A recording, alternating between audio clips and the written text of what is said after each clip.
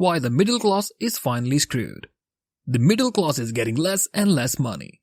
Among those whose income falls in the $30,000 to $100,000 range, 75% say their earnings are falling behind the cost of living, and 77% think the US will be in the recession by the end of 2022, according to the recent survey from Primerica.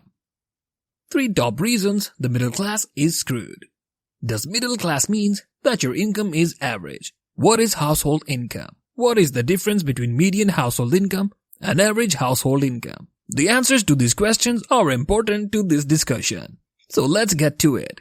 The government bean counters have defined household income as the combined gross income of all members of a household over the age of 15 years. It includes the value of any government benefits received by any member of the household without regard of a relationship. There are about 114 million households in the United States. Median income for American households is currently $50,502. The easiest way to explain the term median is to imagine yourself in a line of 101 people. 50 people on your left and other 50 on your right.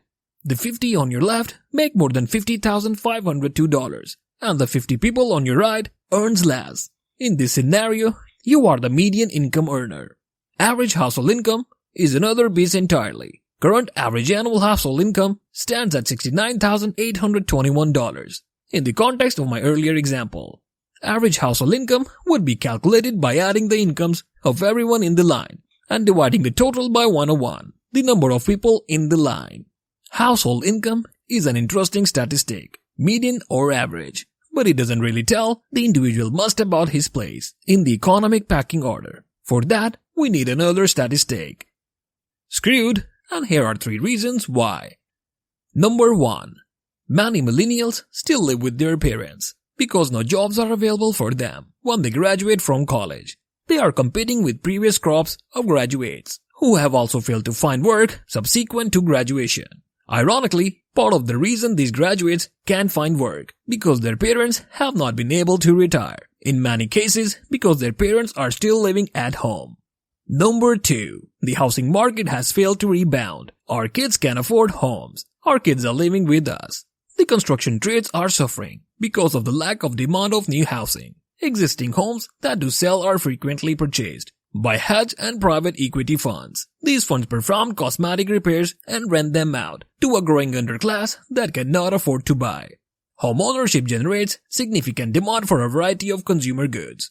Falling homeownership has led to middle-class retail mainstays like Sears, Kmart, Radio Shack, and JC Penney to suffer falling revenues. Sears, Kmart, and Radio Shack have already shuttered hundreds of stores. Walmart is being replaced by Family Dollar and Dollar General as a retail destination of choice. Remember, consumer spending accounts for 70% of our economy. Number 3. Real wages have declined by 6% since the start of a recession. Combine this with a very real specter of inflation, mostly in foodstuffs, and you can begin to see the true fate of middle class. What are you going to do when your grocery bill rivals your mortgage or rent payments? That's not the last of it.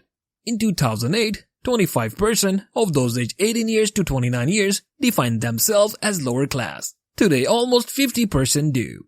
For the first time since 1965, the poverty rate has topped 15% for 3 years running. It appears the war of poverty isn't the only war we're losing. Less than 1 in 5 Americans believes the job market is better now than it was 1 year ago. Fully 54% of Americans have subprime credit. I could go on, but it's just too depressing. I believe the point has been made. The middle class is seeing a shitstorm of epic proportions.